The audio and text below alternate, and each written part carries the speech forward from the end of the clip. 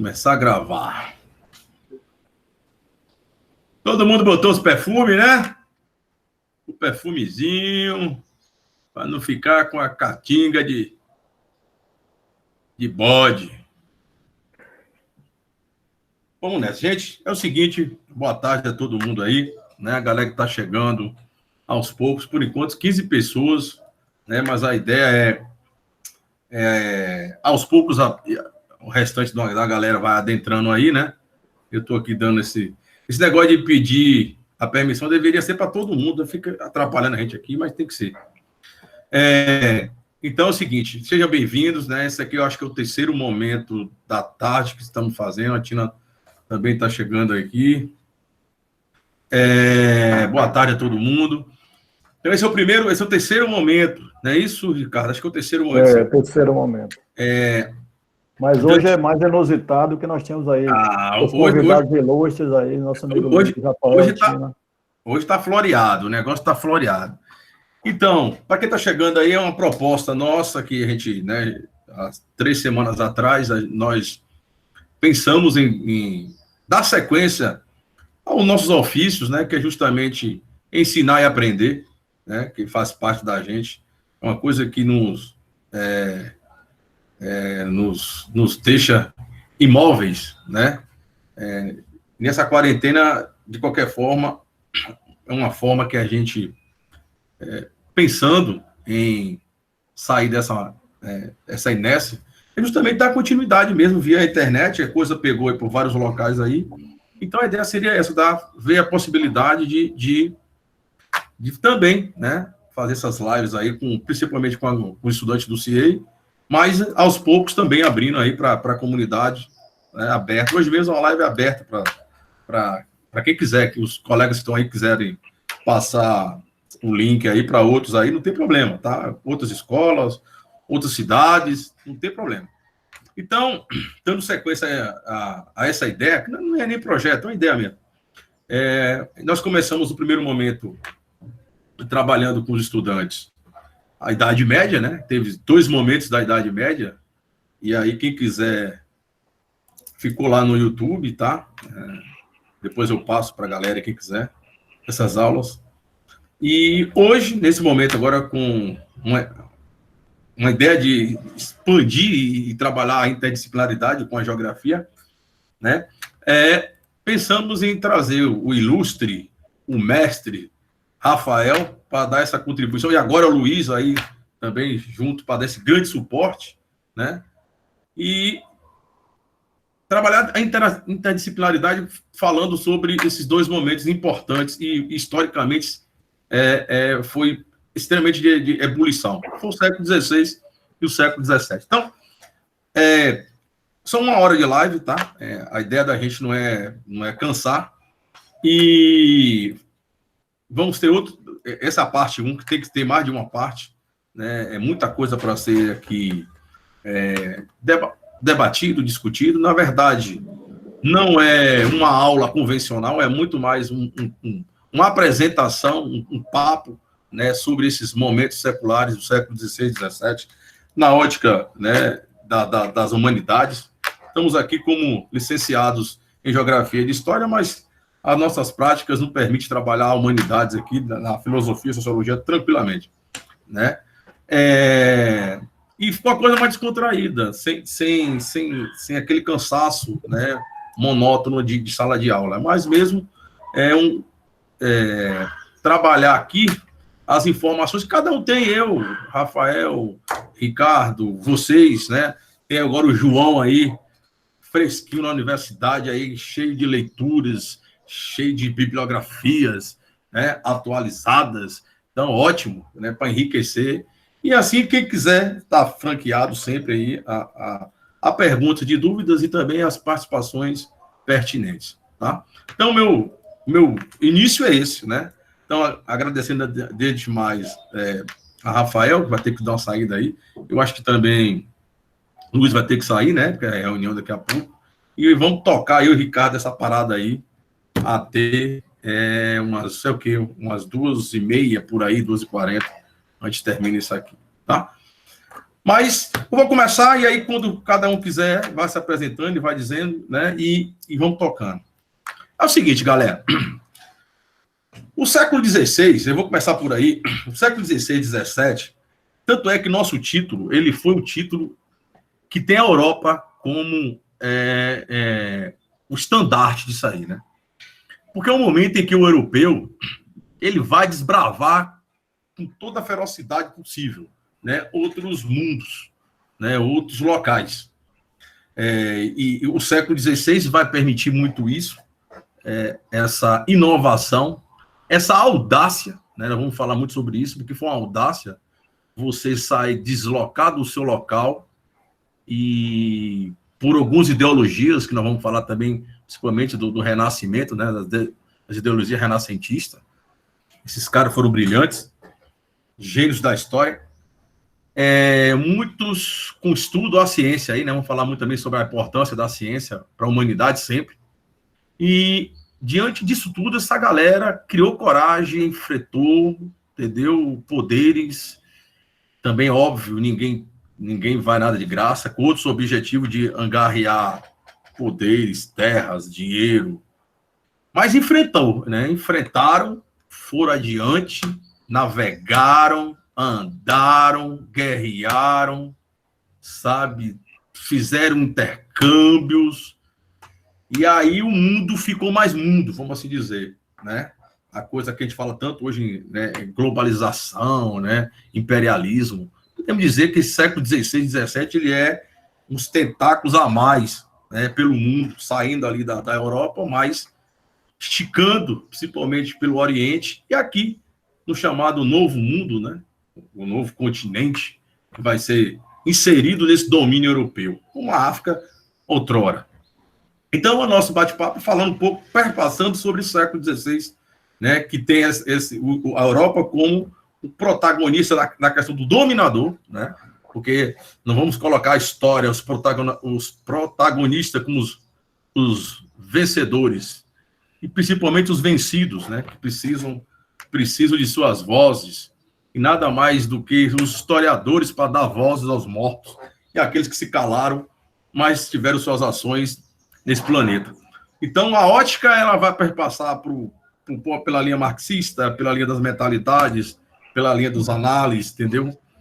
Pela linha de uma ótica historicista que cada um tiver, e a gente, né, vamos trocar aqui figurinha. Mas é isso, é o século XVI, né, nós vamos traçar aqui uma linha bacana, né, dos principais acontecimentos, que não tem como a gente, em 2 ou 3 momentos, falar sobre uma imensidão de acontecimentos, mas perpassar sobre ele, principalmente com a ótica do Enem. E aí está franqueado aí a Rafael, que eu acho que vai ter que sair, né?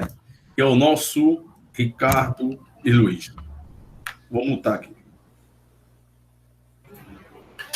Eu vou iniciar então, Wagner. Inicialmente eu quero agradecer a vocês pelo convite, dizer aos estudantes que quando a gente perde é que a gente valoriza, né? Usando aquele chavão popular. Nós estamos muito saudosos de estar com vocês. O convívio, ele é muito importante para a construção do conhecimento. Mesmo que mediados agora pela tecnologia, a presença física, o calor humano, as reações e as emoções são fundamentais para que a gente consiga construir um conhecimento que junta, como diz Edgar Morin, não que separa. Um conhecimento que une, reconhecendo a diversidade, mas que acima de tudo, traz para perto, porque o conhecimento deve ser usado para encantar as pessoas e não para segmentá-las em gavetas distintas. E aí, Wagner, eu fiquei muito feliz, porque nada nessa vida é por acaso, né? Você me faz esse convite com esse tema, e ele me reportou o primeiro livro que eu adquiri na universidade, no curso de Geografia. É um livrinho pequenininho, com 100 páginas, chamado Geografia Pequena, História Crítica. Eu confesso a você que eu me emocionei, porque eu tive que voltar, tive a oportunidade de voltar a um livro que marcou muito a minha história como geógrafo, como pensador de ciências sociais, e lê-lo hoje, com o olhar e com a experiência de 15 anos de professor, me trouxe uma outra maturidade intelectual e acabei ficando muito feliz, né, com essa oportunidade. Isso tudo, meus queridos, para dizer a vocês, iniciar minha fala dizendo o seguinte: É óbvio que a geografia que se faz hoje é diferente da geografia que se fazia naquele momento histórico e da forma de pensar a geografia nos séculos XVI e XVII. No entanto, não era tão óbvio assim naquela época. Então, por isso eu quero iniciar minha fala falando sobre o pensamento geográfico nesses séculos XVI e XVII e aí sim terminar mostrando um pouco da organização do espaço geográfico nesses séculos. Por quê? Porque isso vai ser ferramenta para você, tanto em questões do Enem da história, quanto as questões do Enem que usam, por exemplo, a linguagem cartográfica. Estou colocando aqui para que vocês pensem as estratégias para a resolução de questões do Enem nessa perspectiva. Então, essa fala aqui pode contribuir para que vocês resolvam as questões que usam a linguagem cartográfica, as fotografias, mas também para compreender esse período, não necessariamente pensando aqueles cientistas sociais, aquelas pessoas daquela época como pessoas que tinham uma deficiência, vamos dizer assim, na análise do espaço, mas como pessoas que estavam orientadas por um viés epistemológico, né? Se a gente pensa epistemologia como conceito de produção do conhecimento. Feito esse preâmbulo, vamos aos tópicos principais. Pensar o pensamento, mas o pensamento geográfico no século XVI e do século XVII era orientado. Por que eu digo pensamento geográfico? Porque a geografia ela só se consolida como ciência no final do século XVIII e início do século XIX. Então, de forma assim, bruta, não havia uma geografia, mas havia um pensamento geográfico. E esse pensamento geográfico, ele tinha como base o positivismo. Era uma análise restrita ao universo dos sentidos, ou seja, da descrição, da objetivação dos elementos, era uma análise a partir dos aspectos visíveis do mundo real. Aquilo que era mensurável, aquilo que era possível descrever, quantificar, entendem? Então, por exemplo, vegetação, relevo, toda a parte do que se convencionou chamar de um naturalismo. E o ser humano, nessa lógica, era um dado a mais da paisagem. Por isso que naquela época os estudos demográficos, por exemplo, a demografia de população, tinha uma certa relevância, porque se falava mais de população do que sociedade. Como o Luiz aponta aqui no chat. A geografia era descritiva, ela era, vamos dizer assim, ela era inventariante. Então, os diários de navegação, por exemplo, os inventários de recursos naturais, eram documentos geográficos, assim como as cartas náuticas, assim como a constituição ali de uma representação do espaço. Vocês querem ver isso tudo fazer sentido? Pensem na época em que vocês chamavam a geografia de uma matéria decorativa, porque se tinha que decorar nome de estados, tinha que se decorar margem direita e margem esquerda de rio tal, o nome, sabe? Essas coisas de estatística, que hoje são vistas como recursos para que a gente compreenda a dinâmica, as relações e as contradições da sociedade.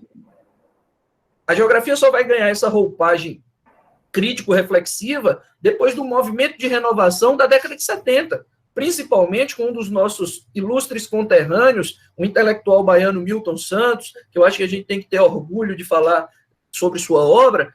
Esse intelectual de grande envergadura global, recebendo, inclusive, o prêmio equivalente ao Nobel da Geografia, Milton Santos é quem representa o processo de renovação da geografia na década de 70, com viés crítico, com viés reflexivo, e vai tentando subsidiar a formação dos novos geógrafos para trazer para o estudante e para o pensamento na sociedade de uma geografia que seja mais ciência social, no sentido da reflexão crítica, mas que não dicotomize a sociedade da natureza, o homem do meio, porque é a interação homem-meio que vai configurar o objeto de estudo da geografia, que é o que nós chamamos de espaço geográfico.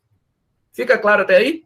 Eu acho que esses pontos eles são determinantes para a gente entender que pensamento é esse, porque o pensamento geográfico ele existe desde a história da filosofia, do pensamento grego da antiguidade, dos povos orientais que descreviam o território, que estabeleciam limites naturais como fronteira, as pinturas rupestres que representavam a espacialização do território de caça, tudo isso é pensamento geográfico no pensamento humano.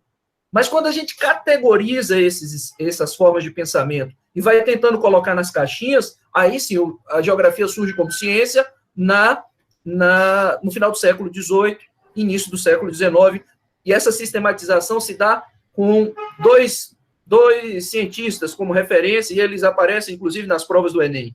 O naturalista alemão Humboldt e Karl Ritter. São aqueles chamados pais da geografia acadêmica, como ciência. Só que ambos eram conhecidos como naturalistas, pessoas que buscavam na natureza explicação e atuavam ainda também com uma base formativa positivista, e depois vão se libertando disso e formando essa geografia mais voltada para a relação homem-meio, e o objeto de estudo se torna o espaço geográfico. Tá ok? E aí vamos pensar objetivamente, aí, já que estamos falando de positivismo, vamos pensar objetivamente assim, ó, que tipo de produto geográfico era apresentado como produção de conhecimento naquele momento? É como eu disse anteriormente, as cartas náuticas, toda a parte cartográfica, orientação e localização, sobretudo, como Wagner bem colocou no início, para fundamentar esse processo da Europa se lançar ao desconhecido, vamos colocar assim entre aspas, né? Mas esse lançar-se ao novo, às conexões ultramarinas, precisava de um embasamento de orientação e localização. Aí você tem a bússola, o astrolábio, você tem uma série de equipamentos de geolocalização. Hoje a gente fala de GPS, mas os avós e bisavós do GPS estão lá nesse período das grandes navegações. A gente fala do embrião de uma economia mundo, da globalização, nós temos aqui o século XVI como berço desse processo inteiro. Agora, é importante também problematizar, como Wagner colocou, eu quero dar continuidade a essa fala dele, de que o colonialismo, a perversidade dele não é apenas impor o chicote no lombo das populações nativas, mas é vilipendiar uma cosmovisão. Tem um livrozinho que eu quero recomendar para vocês, ele é também parecido com esse, bem fininho, mas é de uma liderança indígena chamada Ailton Krenak, chama Ideias para Adiar o Fim do Mundo. Ele discorre um pouco sobre isso, ele fala sobre como a violência do colonialismo se perpetua até hoje, pois ele tenta pasteurizar a visão de mundo, cria a ideia de humanidade e tenta suprimir as diferenças. E é justamente nessa perspectiva que o colonialismo é também muito cruel. Ele expropria terras, reorganiza o espaço de vida das comunidades tradicionais, e nessa perspectiva, o que ele faz? Ele impõe uma visão de mundo, por isso uma cosmovisão, uma visão que dessacraliza a natureza, tira da natureza o sentido que dialoga com a existência humana, e ao fazer isso, o que ele faz? Ele impõe a essas comunidades um outro padrão de organização de vida e do próprio espaço geográfico. Então, como resultado disso, o que nós vamos ter de produção geográfica? Nós vamos ter essa cartografia, como eu coloquei, o levantamento e os inventários de recursos naturais. Se você for pesquisar nas bibliotecas, nos acervos teóricos das bibliotecas nacionais e dos grandes institutos de pesquisa, a documentação geográfica desse período vai estar toda associada a esse tipo de material. Então, a produção cartográfica, são os mapas daquela época, os diários de navegação, como estudos geográficos. Pense na carta de Pero Vaz de Caminha. Ele ali é um produto histórico, geográfico, sociológico, uma cosmovisão que se impõe sobre uma realidade. Então, todos esses são os tipos de estudo que são resultantes. Até mesmo a pintura, pensem em Debré, nas pinturas que retratam determinados períodos da nossa história, como, vamos dizer assim, traços do que hoje a gente chama da fenomenologia. A arte como uma representação do real e a apresentação de elementos que podem explicar o modo de viver, o modo de organizar a sociedade. Só que todo esse pensamento e todas essas produções, elas têm um ponto que vai trazer aí uma série de críticas, né? Essa base positivista da descrição, do compêndio, dos inventários, da fragmentação da forma de pensar, vai empobrecer a discussão da realidade. Vai tornar aquele objeto de estudo apenas um dado, vamos dizer assim, quantificável. E você tira dali a dialética das representações, das relações. Então, por exemplo, esses atlas que eram produzidos, esses compêndios descritivos estatísticos, são deles que vem a ideia de uma ciência decorativa instrumentalizada. E aí é importante que a gente entenda isso, porque nas questões, vamos pegar aqui o Enem como objetivo, nas questões do Enem que vão falar sobre o embasamento positivista das ciências sociais em determinados momentos, vão usar questões como a bandeira do Brasil, do Ordem e Progresso, vão usar questões como pensar e organizar o espaço de modo a atender os interesses eminentemente econômicos. Então, por exemplo, uma certa oportunidade, colocaram uma foto do povo indígena e uma foto do agronegócio, e falava-se a questão da expansão da fronteira agrícola. Era uma questão do Enem que falava disso. E aí a questão vinha como pano de fundo essa diferença de visão do meio natural. E aí a provocação ao estudante era, a partir dessas duas imagens, como o pensamento e a fundamentação do pensamento das ciências sociais é abordada sob a lógica da história, geografia crítica ou do positivismo. Então, essa ideia de entender a natureza como um dado estatístico ou um instrumento a serviço do homem que fundamentava o período positivista, o pensamento positivista e o pensamento geográfico daquela época. Certo? Aí, me vem uma outra questão aqui que é importante a gente pontuar antes. Eu preparei 2 mapas aqui, peguei 2 mapas para mostrar para vocês. Vem uma questão que é muito importante, que é o que o Milton Santos denominou, aí são categorias de análise para pensar o espaço geográfico. São 3 categorias. Ele chama o espaço geográfico em determinado período da história de meio natural, depois ele chama de meio técnico, e por fim ele diz que os tempos que nós vivemos hoje, o espaço se configura como um meio técnico, científico e informacional. Então, o que cada uma dessas categorias representa? O meio natural, ele era a organização do espaço geográfico na época em que a natureza, ela impunha sua força frente às limitações dos seres humanos e, sobretudo, as limitações técnicas. Então, era um período em que havia caça, pesca, coleta de frutos como principais atividades econômicas, quando as forças da natureza eram tidas como divindades que impunham seu poder, e assim sucessivamente. O meio técnico já faz parte desse período.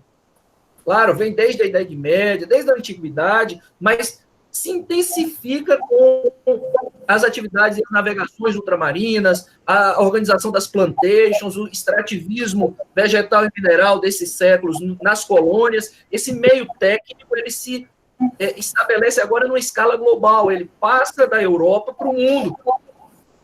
Então, esse período, ele é um período em que as atividades produtivas, sobretudo com base na colonização de exploração, vai consolidar através de uma rede marítima de transporte, uma rede interior, depois ferroviária que vai se estabelecer, ele vai trazer para a gente uma consolidação daquilo que o Milton Santos denominou de meio técnico. E hoje, por fim, meio técnico, científico e informacional, a superação da barreira dos transportes e da comunicação fez aquela configuração espacial se transformar naquela que nós temos hoje. E aí, vejam que vocês vão perceber que esses conceitos eles estão sempre também na prova de humanas do Enem. Certo? Eu gostaria de, para finalizar, já falei um bocado aqui, mostrar esses mapas para vocês e deixar aí o debate para os colegas complementarem. São 2 pequenas imagens. Eu vou tentar projetar aqui para que a gente perceba isso tudo que eu disse, numa perspectiva da representação do espaço, que é uma linguagem muito própria da geografia e que é uma das competências e habilidades que o Enem vai cobrar. E a história vai trabalhar isso de maneira fantástica. Esses mapas são, na verdade, a conjugação da história e da geografia. E aí os meninos vão poder também discorrer sobre essas questões. Peguei 2 imagens. A espacialização das atividades. Vocês estão vendo aí? Estão vendo? Alguém sinaliza aí se está tudo bem? Sim, dá para ver, Rafa, dá para ver. Beleza, então perceba aí, ó. Essa é a espacialização, se a gente pega o Brasil como referência, estou usando aqui o Brasil como referência, mas pode-se aplicar essa fala para outras realidades. Você pega o Brasil como referência, o território português está aqui apresentado, e aí você veja que algumas coisas elas vão ser, historicamente, elas não vão ser coincidência. Então, olha aqui, ó, principais atividades produtivas, a plantation da cana-de-açúcar, pequenos focos onde a pecuária era desenvolvida e a área do extrativismo vegetal do pau-brasil. Uma representação de principais elementos da economia do século. O que geograficamente é interessante para a gente? Perceber, por exemplo, que essas cidades que estão aqui, ó, na faixa litorânea do Brasil, coincidem hoje, por exemplo, com a maior área de densidade populacional que o país tem. São as principais metrópoles. É essa faixa também, ambientalmente falando, onde há a maior incidência de degradação do bioma original, então a Mata Atlântica, né? Então, percebam vocês que há também uma migração, se a gente olhar aqui para a próxima, uma migração de determinadas atividades na busca de formação histórico-geográfica do território brasileiro, reflete um pouco do que foi a dinâmica da economia do século XVI e do século XVII. E para a gente da geografia, para o olhar geográfico e para as questões do Enem, vou estar sempre me reportando a elas, para as questões do Enem no que toca a esses conteúdos que nós estamos discutindo hoje, é importante entender que há um caminho, né, que eu acho que em alguns livros de história se chama essa marcha para o interior, por meio dos bandeirantes, enfim, das entradas e bandeiras, mas perceba que, do ponto de vista da organização das atividades produtivas e da estruturação do espaço geográfico, você vai ver a formação das primeiros aglomerados urbanos,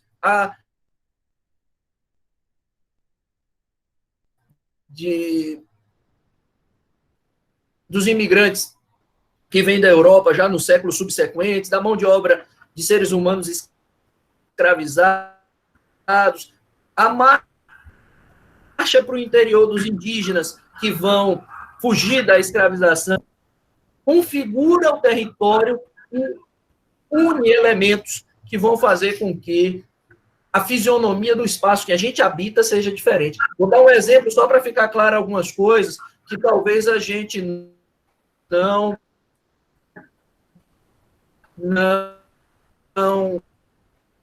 travou aqui. Compreenda bem, porque é muita informação e muita fala. Mas a paisagem... Mas é o de Rafa. Consegue me ouvir? Também travou um pouquinho, Rafa. Consegue me ouvir agora? Sim, tá tranquilo. Sim.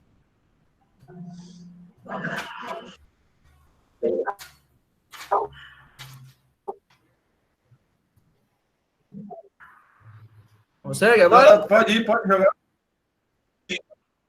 Então, beleza. Ó, só para finalizar.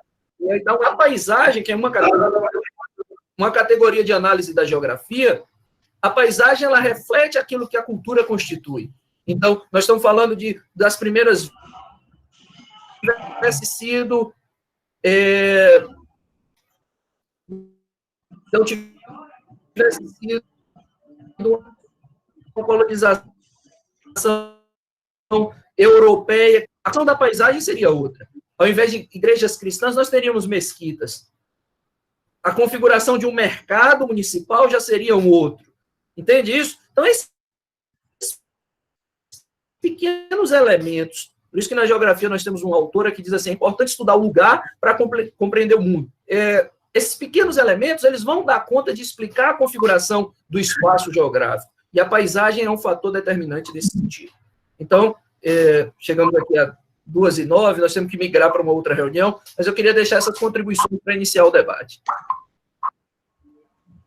Muito bem, muito bem.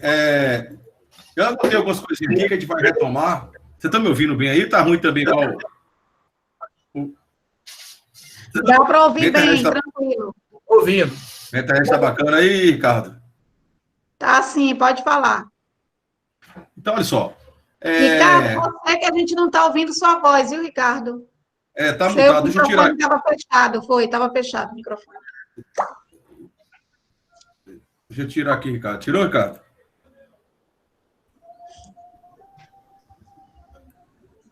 Acho que é só o Ricardo. João, bom ver você aí, hein, João? Oi, Tiatina, então, bom ver sua voz também. Né? Veja só, Luiz continua aqui ainda? Luiz saiu. Luiz saiu? Porque eu acho que o Luiz chamou a atenção alguma coisa no chat. Eu vi que ele falou alguma coisa que contribuiu com a fala de Rafael aí. Luiz está ouvindo, você. Sim, Luiz, você não quer contribuir não, cara? Com sua fala aí que você para somar com o Luiz não tá não, Wagner.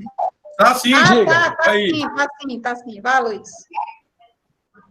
Fala, meu filho, contribui aí com o que o seu colega acabou de explanar aí, meu irmão. O que eu gostaria de colocar muito rapidamente para todos é reforçar o seguinte, que foi a partir, e aí Ricardo pode nos ajudar, você também, foi a partir das grandes navegações, pessoal, que começou a globalização do planeta.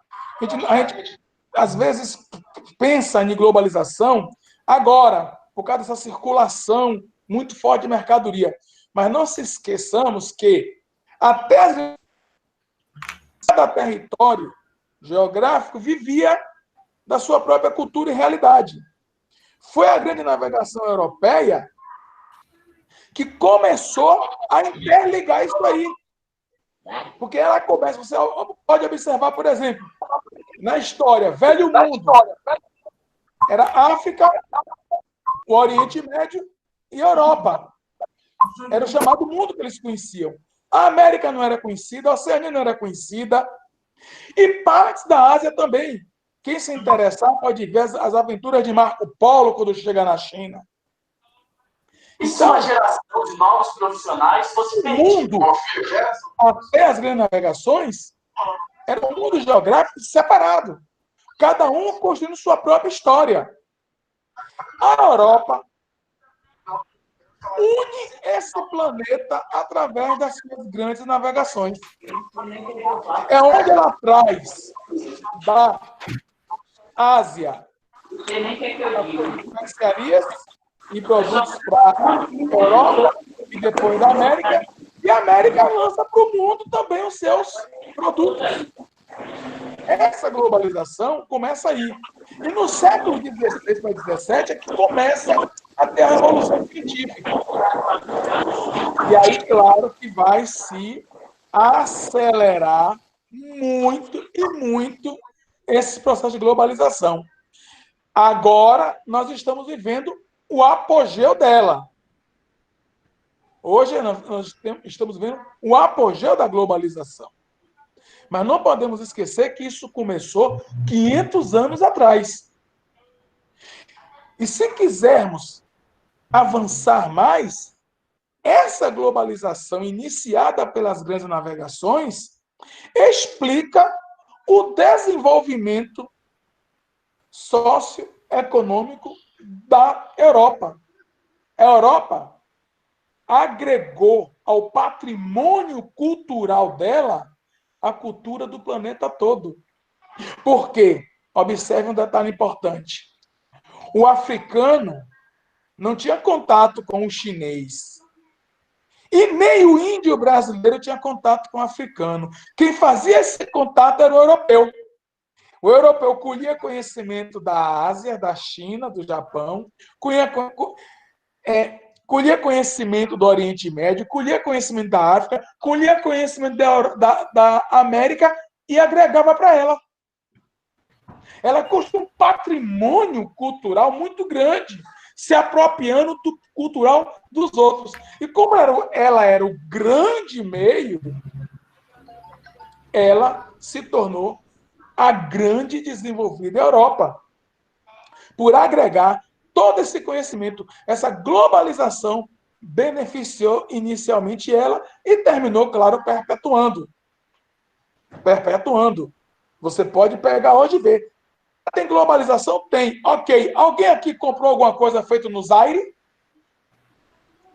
O Zaire compra alguma coisa feita da Colômbia? A Colômbia compra alguma coisa produzida no Nepal? Ou alguém compra alguma coisa produzida da Nicarágua? Essa globalização, tida e falada, não é bem assim não, gente. Essa globalização tem um grande intermediário, os países desenvolvidos. A Nicarágua não compra do Congo, e nem o Congo compra um pouco da Tailândia. Essa globalização tem que ser um pouco mais bem estudada. Alguém está intermediando e ganhando muito dinheiro nela. Certo? E aí a gente pode depois avançar numa discussão que é o papel histórico da China nesse novo momento, que está sendo a grande intermediária. Pode ver pela pandemia. Tudo é da China, tudo vem da China. Todo mundo compra da China, todo mundo... Os Estados Unidos é a grande economia do mundo. Porém, quem está vendendo respirador, máscara, etc., é a China, para o mundo inteiro. Se tornou a grande intermediária. Obrigado. Valeu. Bom, ô Ricardo, você, a gente que trabalha com história, é uma viagem isso, né? A gente percebe que a galera vai lá e volta, vai lá, e fica um pouco assim, para quem está estudando, fica um pouco meio baralhado, né? Então a gente vai vamos agora tentar situar mesmo, a ideia talvez seja essa, não é não, Ricardo? Vamos agora tentar jogar uma âncora, mas claro, indo e vindo lá e voltando, no século XVI mesmo. Vamos tentar colocar agora os principais fatos do século XVI e estar trabalhando ele. Luiz, olha seu zap aí, Luiz. E está trabalhando o século XVI, os principais acontecimentos. E aí eu sugiro, Ricardo, você vai falar agora, que você coloque aquela linha de tempo que eu mandei para você compartilhar aí para a rapaziada, aquela linha de tempo no Word. E depois eu vou trabalhar o que eu mandei para você hoje, aqui, que é do site. E a gente vai fazer isso. Vamos pegar essa linha de tempo do Word, que está contigo aí, que você recebeu um tempo atrás, com o que eu vou colocar agora, porque aí a gente vai navegando mais seguro no corrimão, para não ficar uma coisa... Vai ver. Agora liga o microfone, Ricardo. Seu microfone está mutado. Continua mutado.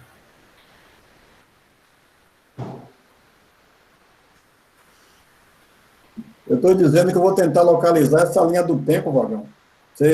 Eu não estou achando ela aqui no meu... Olha, você lembra do Zap? Está no seu Zap. Você tem dois, né? Você tem dois contatos. Ô, Wagner, mas você pode compartilhar e ele falar. Eu sei, porque... Eu prefiro ir por outra diretriz. A gente está tratando dessas questões geográficas, históricas e tal, mas a gente precisa lembrar que chegar na atualidade é uma consequência normal, né?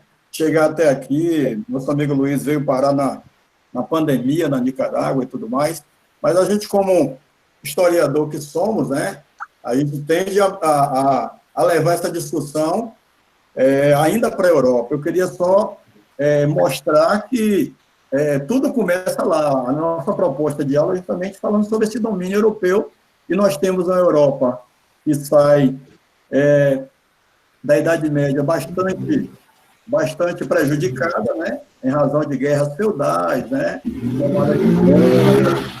a questão do domínio do próprio senhor, o rei querendo assumir uma posição de supremacia no cenário europeu, e isso gera, certamente, um desgaste, tanto físico quanto humano, né, territórios destruídos, gera problema de plantação, gera problema de fome e tudo mais. Então, a Europa está condicionada a vários fatores, tá certo? E isso acaba gerando o quê? Uma necessidade muito grande de partir para uma outra realidade, né? Então, esses acontecimentos que transitam do período medieval para a Idade Moderna, justamente é produto de uma Europa comprometida com crise de toda natureza. A gente pode citar guerras, né? A gente pode citar aí problema na agricultura.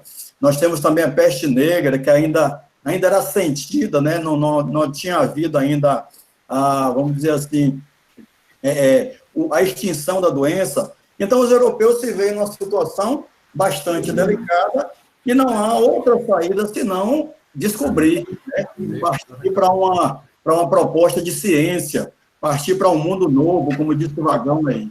E aí nós temos aí a reforma religiosa, a contestação dos dogmas da Igreja Católica, vamos ter aí o rei se fortalecendo de forma absolutista. Nós temos aí também, por exemplo, as navegações, que é o espelho dessa globalização que nosso amigo Luiz citou, tá? E nós temos também o Renascimento, que vai fornecer a base científica dessas transformações. Então, o homem não está sozinho, o homem não está parado, ele está buscando resgatar valores, que vêm, alguns valores vêm da Grécia e de Roma, né? O humanismo, e esses valores passam a fazer parte de um contexto cuja necessidade é justamente transpor esses limites, essas fronteiras da própria Europa, certo? E daí que nasce a necessidade de buscar territórios além-mar, certo? Então, quando o Luiz menciona as navegações, ela não é fruto do nada. O cara não nasceu, ele não dormiu e acordou com essa necessidade de mudar o mundo, mas ela vem de um processo, a história é processo, e nesse processo o homem consegue driblar fatores que até então eram considerados intransponíveis, tá certo? E consegue driblar a própria doutrina religiosa que dizia que o homem não tinha capacidade de se deslocar para áreas, né, inóspitas, como era, por exemplo, o Novo Mundo, tá certo? Pois não, Vagão, eu lhe dou a palavra aí. Valeu. Mas antes de mais nada, eu acho que tenho que se registrar aqui, o meu amigo Astor está por aqui, deixa eu ver isso aqui. Fala, meu irmão, você está por aí, meu brother? Ele estava, mas caiu fora. Estou vendo que já teve que sair. Não, é o seguinte, então, para que o conhecimento ele fique, vamos lá, mais consubstanciado, vamos começar a pegar daí. Eu acho que o primeiro alicerce que a gente tem que pegar, Ricardo, já que está agora eu, você aqui, e João, e a turma aqui, é pegar esse renascimento aí, porque eu acho que é ele que vamos assim dizer, a semente para esse... É o ponto de partida. Eu acho que é esse renascimento que vai ser a lança para que esse homem que vai lá para o século XVII, XVIII, XIX até a atualidade, ele se projete, né?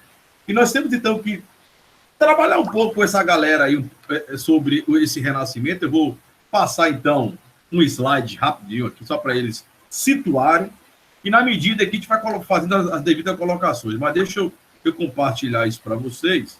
Antes de mais nada, se João quiser, alguém quiser também já inserir alguma coisa, vamos embora. Fala aí, João, ouvindo aí a fala do... Para aqueles que não me conhecem, né, para os meninos que não me conhecem, acho que ninguém aqui chegou a me conhecer, eu me chamo João, eu sou ex-aluno aí do CIEI também, passei desde a 5ª série até o 3º ano com essas feras da história, tia Tina, tio Rafael na geografia também, e hoje eu sou aluno de História da UESC, pegando um pouquinho desse gancho aí de professor Ricardo, quando ele fala que o Renascimento foi a introdução para tudo aquilo que a Europa viveu, eu enumerei aqui várias coisas que aconteceram pós o Renascimento. Quando iniciou-se o Renascimento na Europa, iniciou-se também a Era Iluminista. O Iluminismo começou a crescer ainda mais na Europa, vindo dessa pós-Idade Média.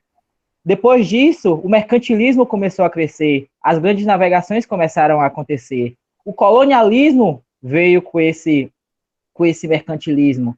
Aí, quando a gente vai lá para a fala de professor Rafael e de professor Luiz, você pega a chegada aqui no Novo Mundo.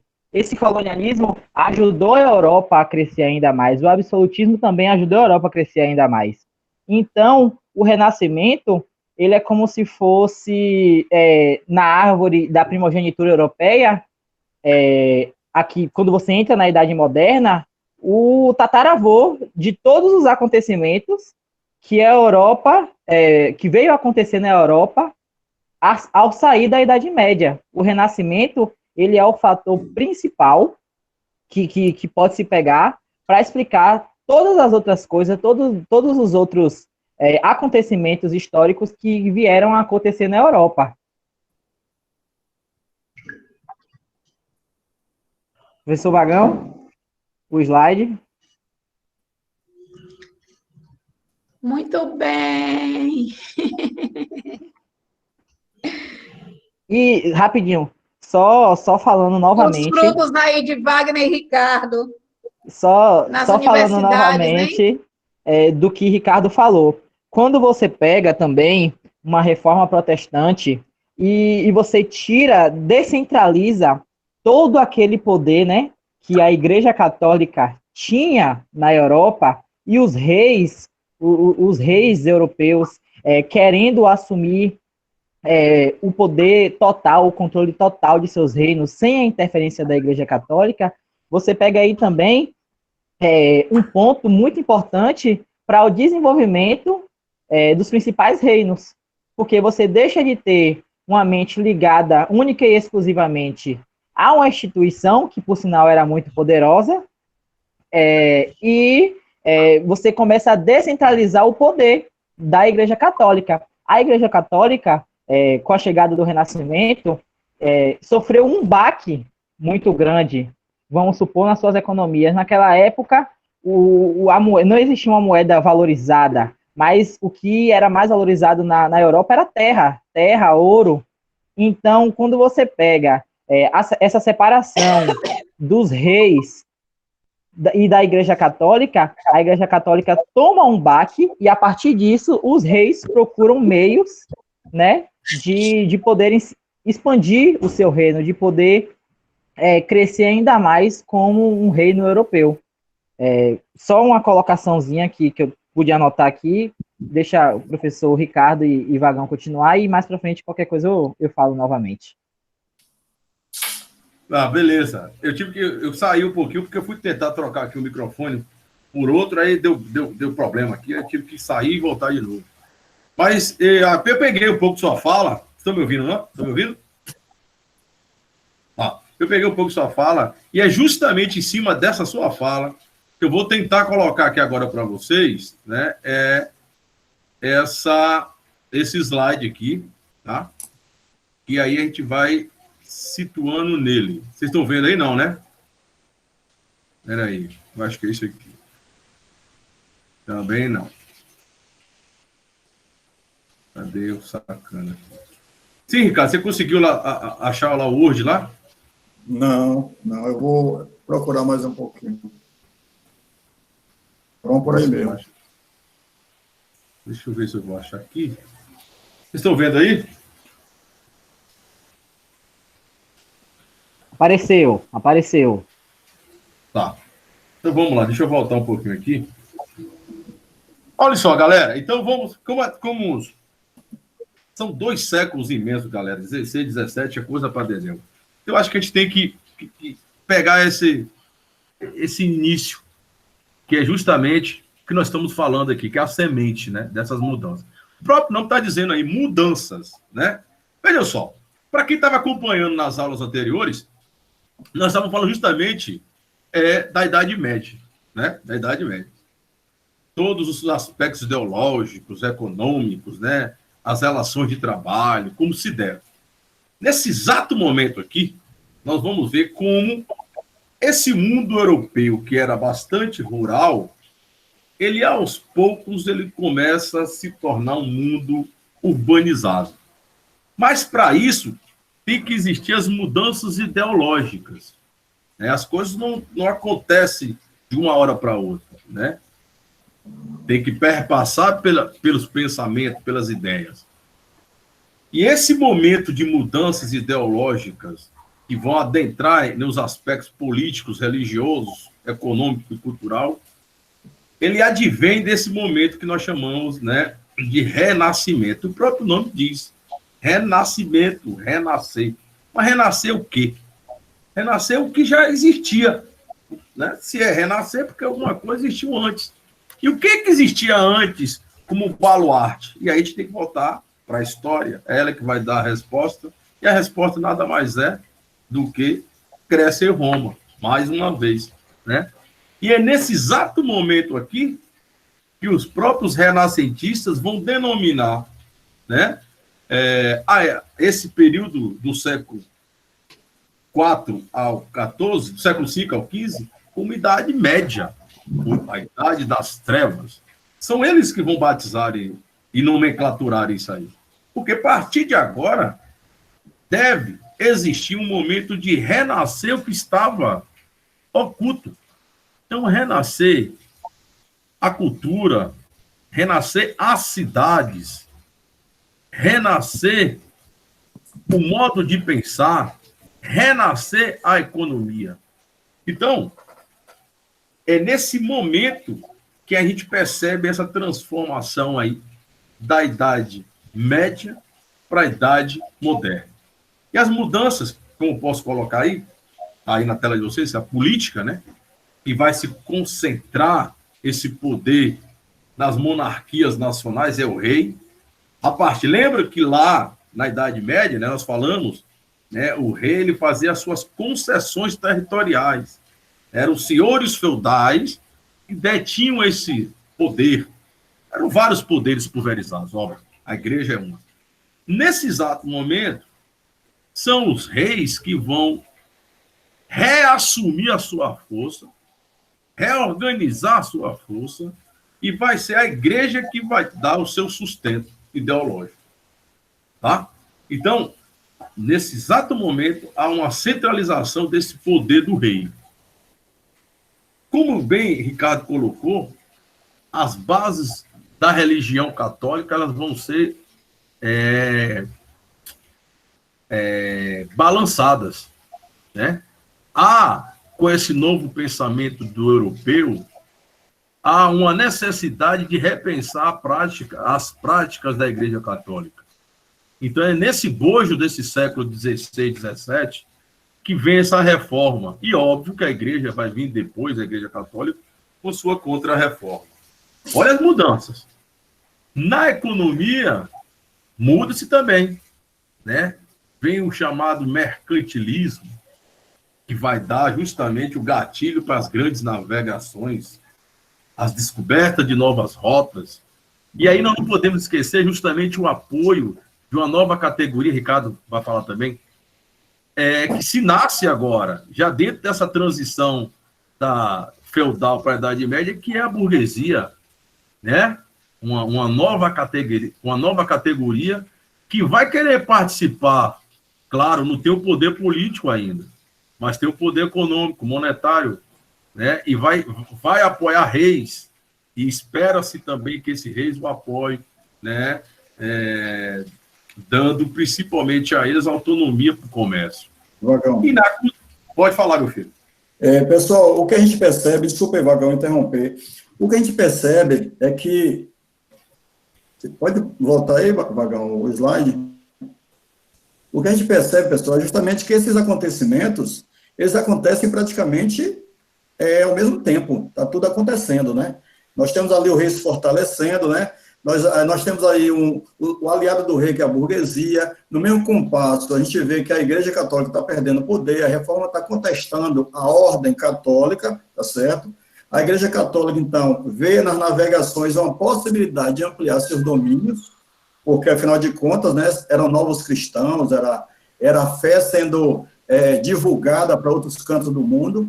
Nós temos aí uma economia que cresce em razão das navegações, e tudo junto aí vai ser empurrado pela questão também científica, tá? Como também a orientação cartográfica, geográfica, a orientação também em termos de bússola, astrolábio. Então, observe que quando a gente fala de transição, não é um fato em seguida do outro, é tudo acontecendo ao mesmo tempo, tá certo? Martinho Lutero, ele teve que questionar a Igreja.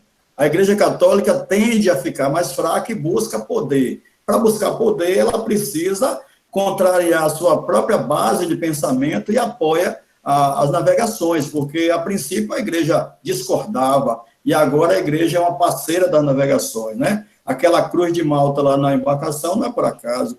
E a Igreja está junto justamente com o propósito de disseminar a fé cristã, certo? Então, a gente não pode nunca desassociar valores europeus, mudanças na Europa, dessas mudanças que também vão refletir aqui na América, né, com principalmente a questão da conquista da América, tá certo?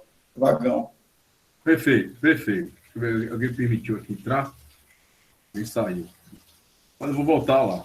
Tá? Ô, Ricardo. Oi. Vai, fala, João. Completando a sua fala aí, e a fala de Vagão também, sobre a burguesia. A burguesia não foi uma classe que surgiu assim do nada. Aconteceu aqui a reforma protestante, a igreja perdeu o poder e agora surgiu a burguesia. Não, a burguesia já era uma classe que vinha se organizando, né, no final ali da Idade Média, porém ela não tinha espaço, muito por conta da própria Igreja Católica. A Igreja Católica não queria mudar a estrutura social, que aí é aquela famosa estrutura social em pirâmide que existe na Idade Média, para que as pessoas subissem de classe, e, consequentemente, a Igreja Católica perderia poder, perderia aquisições. Então, com a reforma protestante de Martinho Lutero, a burguesia vê uma brecha para se ascender em uma sociedade pós-Idade Média. A burguesia ela já vinha se organizando, ela não surgiu do nada, somos agora os burgueses, não, ela já existia ali.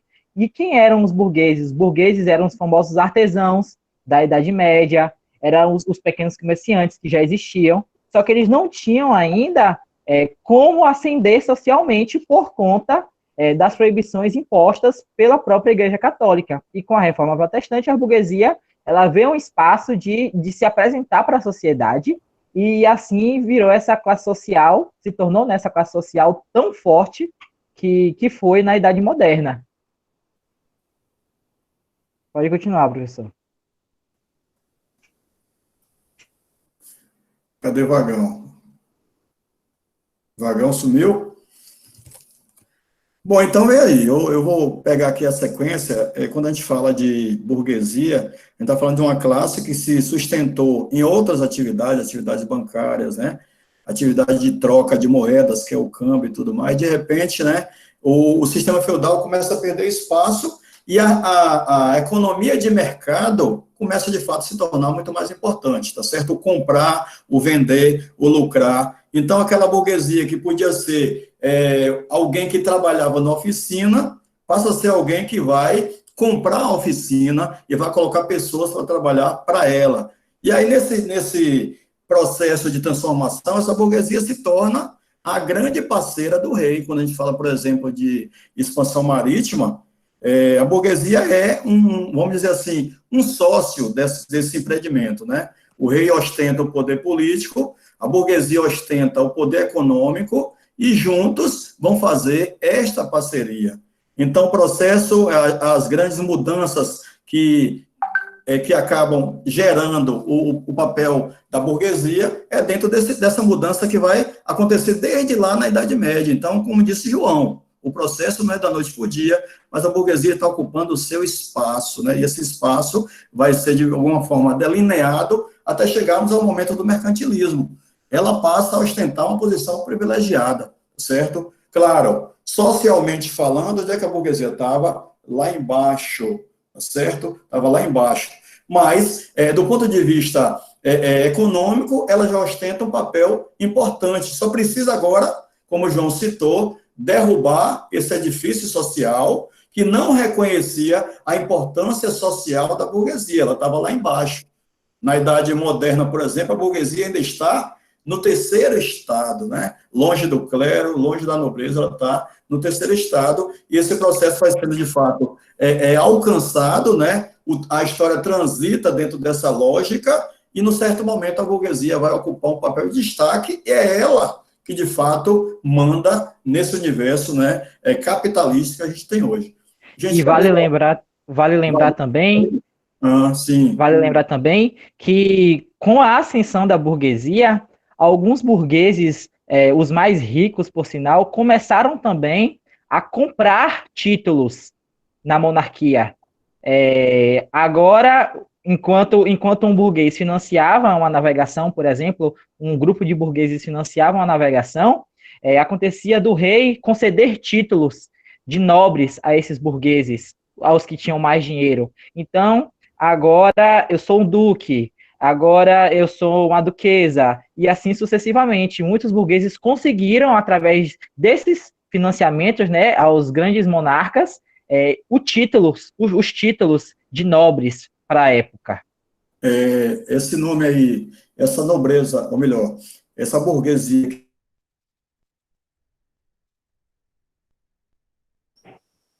poderia ser nobre de nascimento, que era o mais comum, né? Era, de fato, o processo natural, seu pai nobre, sua mãe nobre, você nascia um nobre. Ou você poderia ostentar uma posição de nobre apenas com o chamado título nobiliárquico, você comprava. E aí você tinha condições de circular nos grandes banquetes, né, da elite de Paris, nos grandes banquetes, né, dessa nobreza. E, claro, um ponto interessante é que, ao passo que você era nobre, os seus filhos não seriam nobres, por quê? Porque a nobreza, ela vinha de nascimento, né? Caso contrário, você poderia simplesmente comprar esse título aí.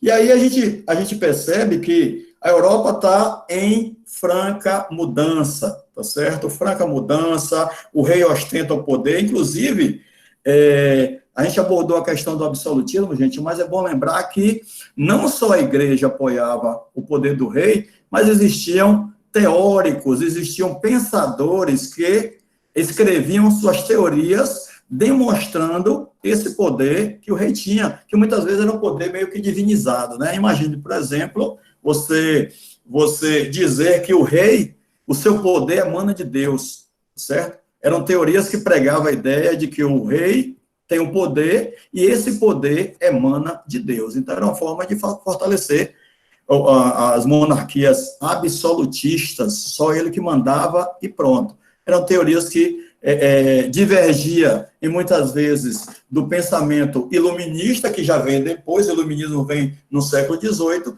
mas que nesse contexto de transição, essas ideias, elas caíam como uma luva, já que o rei se reconhecia como uma autoridade de Deus, alguém divinizado, ok? Professor, Lisandra Cardoso aqui nas mensagens pediu para a palavra para falar alguns questionamentos. Cadê ela? Sim, pois não. Pode Lisandra. perguntar. Eu estou atrás de Vagão, gente. Vagão caiu aí, saiu? Sumiu ele. Vamos lá. Manda uma mensagem para o WhatsApp dele aí. Diga, minha querida. Pode perguntar.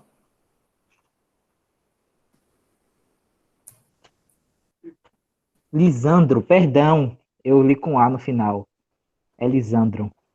Lisandro, pode perguntar, Lisandro. Você abre o microfone e fala aí, porque fica melhor que todo mundo compartilha, se você puder. Isso.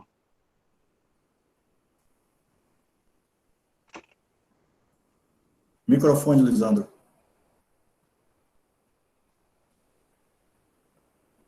Cadê? Está fechado ainda.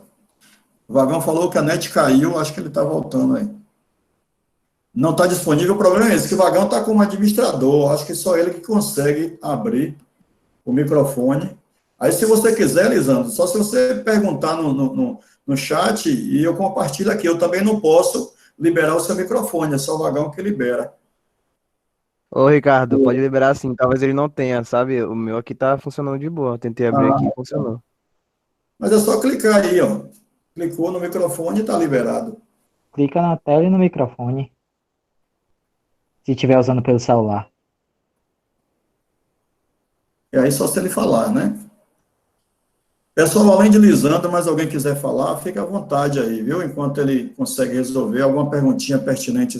É um período muito longo, não dá para a gente discutir tudo nessa aula aqui, nesse momento aqui. Por quê? Porque são 4 temas que a gente aborda em 4 aulas distintas, tá certo? Ou seja, você fala de reforma, você fala de absolutismo, você fala de navegações, tá? Você fala aí de cada um deles separadamente. E, logicamente, você tratar tudo é uma espécie de uma explanação mais global, uma explanação mais aberta. Não dá para tratar de forma específica. Portanto, se vocês quiserem perguntar alguma coisa, fiquem à vontade, tá certo? Aí, conexão do Jota, gostaria de falar. Pronto. Fala, Jota, cadê você? Oi, estão ouvindo? Jonathan, diga, meu querido, pode perguntar. Essa mesma época é a mesma época do descobrimento do Brasil? Exatamente, é uma pergunta de Jonathan. Gente, esse projeto europeu de reforma, de absolutismo, descobrimento, renascimento, vai refletir no Brasil. Por quê? Porque eu posso dizer, Jonathan, que nós somos frutos dessa política de navegação, tá certo? Ou seja, o encontrar um novo caminho para as Índias, né, como era a proposta das grandes navegações, acabou por colocar o Brasil nessa rota de interesse também de Portugal, tá? Quando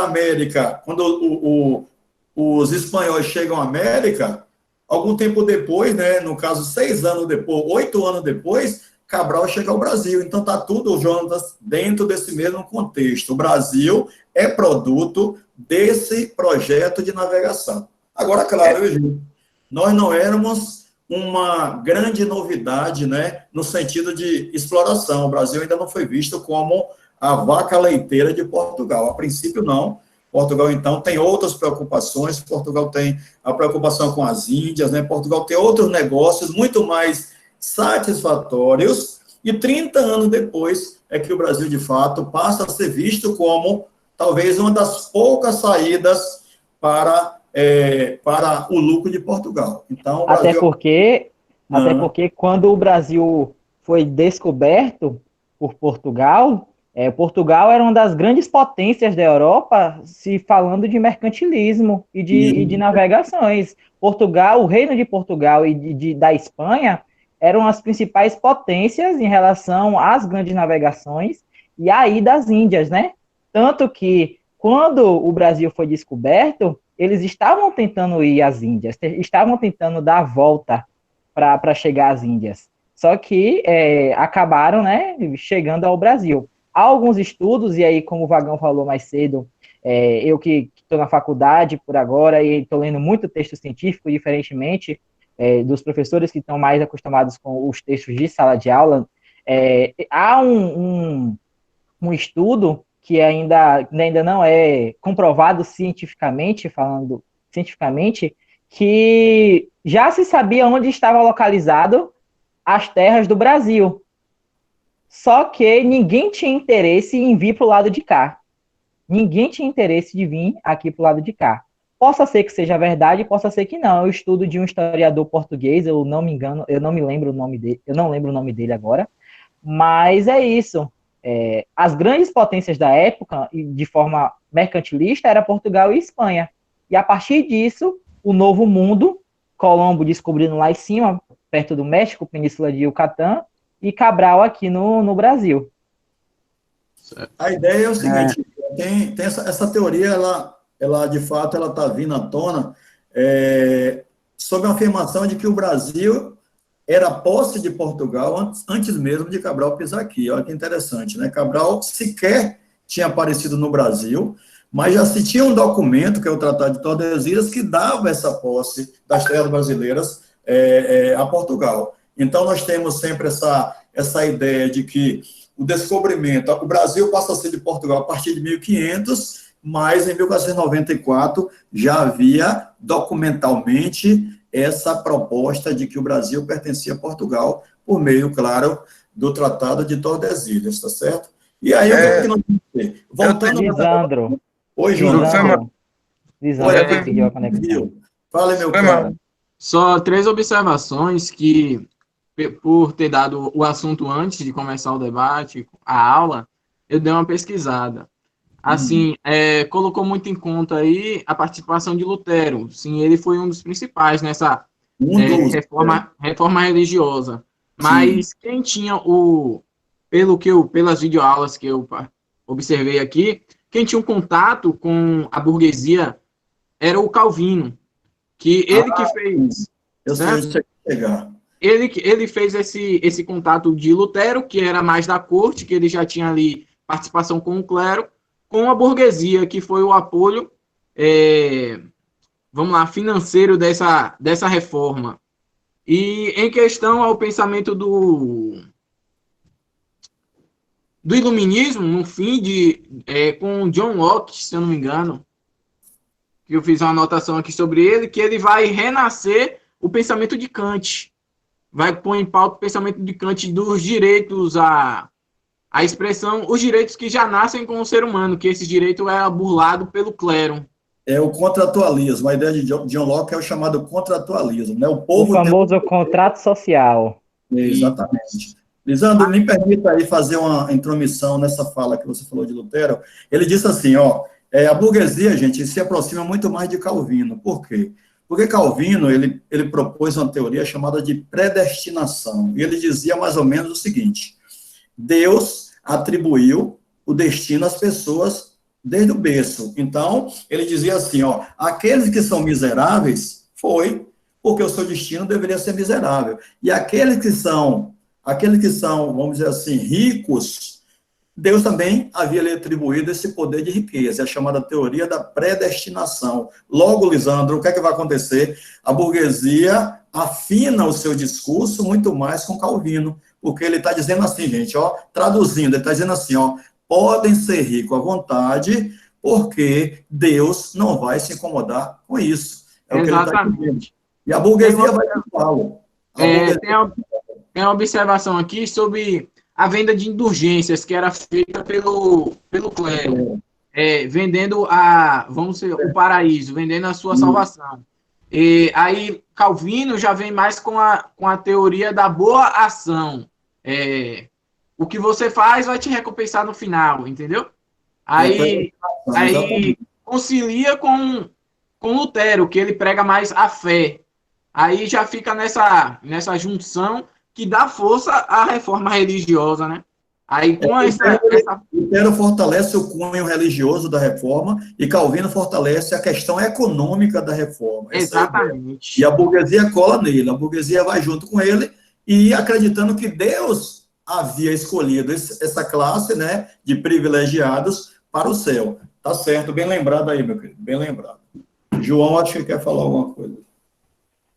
Sobre essa divisão, né, que vocês estavam falando, da questão de Lutero puxar mais para a parte econômica da reforma, Calvino puxar mais para a parte econômica da reforma e Lutero puxar mais para a parte religiosa, a parte da fé, é simples, é porque Lutero, ele era um monge, ele foi um monge, tanto que ele tinha o dom da leitura, tanto que ele sabia interpretar as escrituras sagradas que muito foram distorcidas durante toda a Idade Média. E essa foi a revolta de Lutero. Lutero se revoltou porque ele sabia que, em muitos casos, a Igreja Católica estava pregando a fé de forma errada. E, a partir disso, quando a Igreja Católica vê que ela toma um baque financeiramente e de fiéis também, e que ela vê que a burguesia está se ascendendo socialmente, está surgindo uma nova classe, aí que começa a famosa Contra-Reforma. Não é isso, professor? Exatamente. A Contra-Reforma foi uma tentativa já meio desbaratada da igreja para tentar salvar o que sobrava, né? Afinal de contas, a reforma, gente, foi um grande baque às estruturas da Igreja Católica, na medida em que contrariou dogmas, contrariou algumas verdades, entre aspas, ditas pela igreja. Então, a igreja ficou meio que abalada. Fazer o quê? Fortalecer, então, as bases da igreja com a Contra-Reforma, mas a Europa já estava caidinha de amores pelo movimento reformista, principalmente as classes burguesas, como Lisandro levantou aí. E nós vemos essa reforma protestante ainda mais nos dias atuais, quando você pega muitas igrejas protestantes, eu não vou falar crente ou cristão, porque são codinomes, eu vou falar protestante mesmo por conta da reforma, a busca e a pregação pela prosperidade. Na Idade Média, a Igreja Católica falava, não, se você é camponês, você vai morrer camponês. Se você é nobre, você vai morrer nobre. E a Igreja Protestante me falando que não, que você é pobre, mas se você crescer socialmente, se você trabalhar fruto do seu esforço e Deus abençoando, você pode muito bem ascender socialmente e buscar, sim, essa prosperidade tão prometida que acontece nos dias atuais com muitas igrejas. Perfeitamente. Né? A história é uma visão, gente, é uma visão de lucro, uma visão de crescer, de riqueza. Não tem essa coisa não tem outro caminho. Você vê que tudo que a gente falou até agora tem essa base econômica por trás, né? Seja navegação, reforma. Lisandro trouxe uma questão importante, a ideia do dinheiro. Então, a Idade Média, o homem resignado dá lugar, no período moderno, a um homem que vai buscar ficar rico, tá certo? Deixando, muitas vezes, a ciência se sobrepor àquela ideia de religião, né? A ideia antropocêntrica assume um papel de destaque frente ao chamado teocentrismo. em questão aí dessa força, a ciência mesmo só vai vir ser mais visada no começo no período da grande peste, da peste negra, que é aí que vai a fé já entra em questionamento. Aí tem essa questão como está acontecendo hoje na pandemia, a fé começa a ser questionada. E nesse período, a ciência começa a tomar um pouco de força na área da medicina. Mas em questão do invento dos meios de higiene pessoal, como o sabão, que aí nesse período vai vir já esse questionamento. Mas em questão mesmo que eu estudei para dar uma avisada, quando Portugal já colonizou o Brasil. Com essa reforma, a Igreja Católica volta a ter o clero volta a ter força com vinda para o Brasil, que vem com a colonização de Portugal. Portugal ainda já tem muita influência pelo clero. A Igreja Católica aproveita disso para mandar os mesquitas, jesuítas. Esses jesuítas começam a fazer o trabalho dele aqui e arrecadando colocando como assim um ponto de apoio para nessa decaída do clero religioso na Europa. Lisandro, veja só, a Igreja Católica, ela, depois da reforma, ela nunca mais retomou a sua condição original, tá certo? Agora, claro, a vinda dos jesuítas para novas terras, o novo continente, vai garantir à Igreja um certo crescimento, não mais aquele como o dominador, como já foi no período medieval, né? A gente sabe que papas tinham poder de parar guerras até. Então, essa igreja não existe mais. Vai ser uma igreja movida ainda pelos velhos valores, mas agora tendo que conviver também com outra corrente poderosa que tem crescido muito, que é a corrente protestante. Então, a Igreja Católica vai ampliar um pouco a sua fé em termos de fiéis, mas ela não retoma mais a sua condição natural. Exemplo, quem é o Papa hoje? O Papa Francisco, ele não tem poder nenhum fora do limite do Vaticano. Tá? A sua palavra não merece o respeito do mundo, né? Já que nem todo mundo é católico, tá certo? Mas já foi tempo do Papa ostentar essa posição exatamente, de grande homem, o homem de Deus, o santo padre, como eles diziam, né, resolvendo questões de países católicos, e hoje não tem mais. Então, é uma mudança natural. A igreja colocou as suas verdades, entre aspas, a ciência provou que muitas dessas verdades não eram verdades, esse poder foi diluído, né, com essa mudança histórica, e a igreja mostrou que ela não era tão poderosa assim. Certo? O que é que ela vai fazer? Ela vai impor, por exemplo, os tribunais da Inquisição, ela vai continuar perseguindo pessoas até o tempo em que a igreja passa a ser simplesmente uma instituição, né, com a sua herança do passado, mas que hoje não representa tanto assim. Pessoal, quem quiser falar, fica à vontade. Lisandro, obrigado aí pela sua colaboração, viu? As suas perguntas também, viu? Fica à vontade. Diga, João. Professor, quando o senhor fala que a igreja hoje e já no início do século XX também, deixa de ostentar todo esse poder, eu volto cá no pensamento de Kant, que o Lisandro me lembrou bem, no pensamento de Kant, que a sociedade, ela foi e é e sempre será dividida em 3 etapas, que são elas teológicas, metafísicas e positivistas. A teológica é quando a religião começa a se tornar o centro do pensamento e da fé das pessoas. Nós vivemos isso durante a própria Idade Média, quando a Igreja Católica dominava a fé e o fôlego de quase todas as pessoas que viveram naquela época.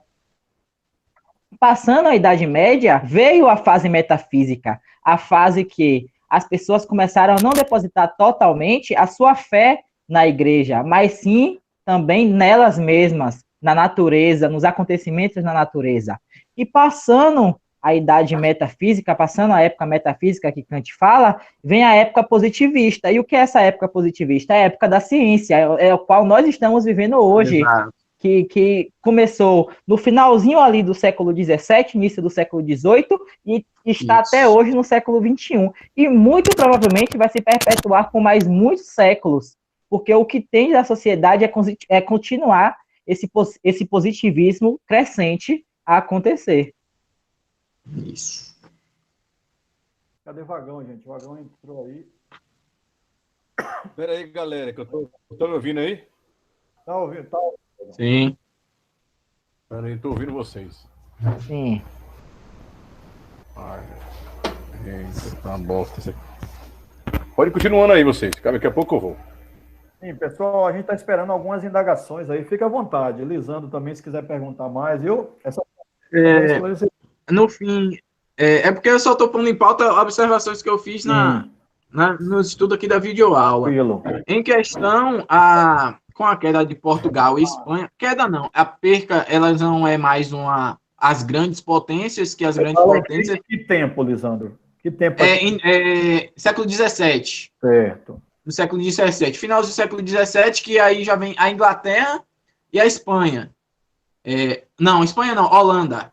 A Holanda tem um poder aquisitivo aí. Essas duas grandes potências é o que leva a Portugal a focar mais na colonização. Nesse período aí que ela vai colonizar o Brasil, porque o Brasil é visto só como um ponto de extração. E no período aí do século XVI, aí é um período de extração com essa fortificação da Inglaterra e Holanda, o Brasil começa a ser visionado como um lugar para se colonizar, né? Como um segundo ponto de Portugal. A questão aí que eu quero levantar em pauta é que nesse período que a Holanda tinha poder, ela influenciou nos ataques ao Brasil para tomar parte do território, né? É só esse ponto mesmo que eu queria levantar, que já é no período no século XVII, para a gente prosseguir aos séculos. Né? O que o Lisandro está levantando aqui é a ideia de que o comércio açucareiro, Lisandro, ele abastecia o mercado europeu como um todo. O Brasil era a grande referência nesse mercado europeu, e a Holanda, embora não tenha constituído um grande império colonial, ela foi uma grande parceira desse mercado de açúcar brasileiro, numa condição até privilegiada. Por quê? Porque a Holanda, ela comprava o produto mais em conta, refinava, passava por um processo...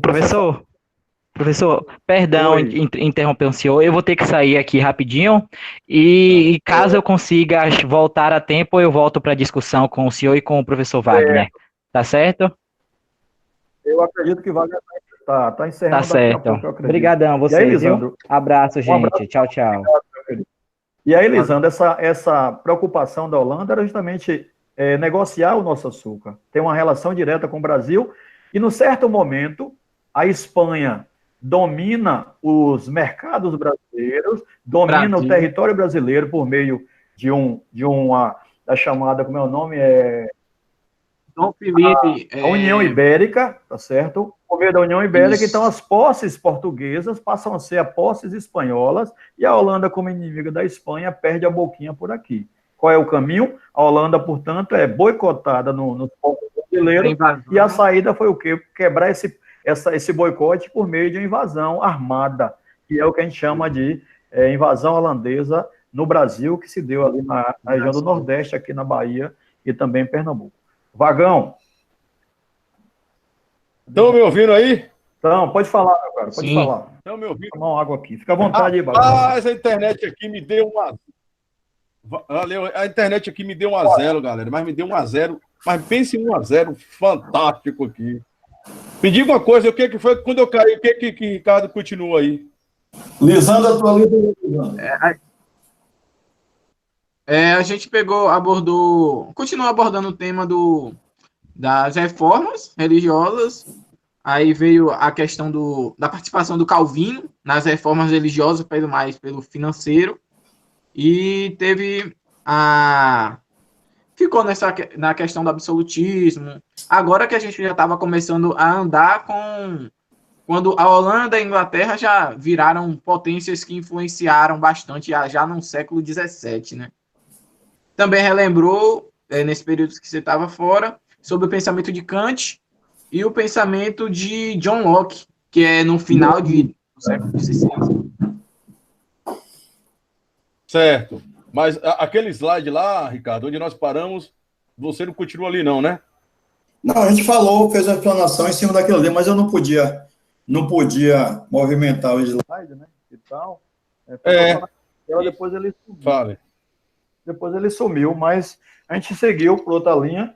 Né? Eu falando para ele que são temas que requerem muito mais tempo, né, para falar separadamente. Mas a gente falou de uma forma global e eu disse que todos os aspectos se engalfinham ali, né? Política, econômica, ciência, está tudo dentro do mesmo contexto de mudança.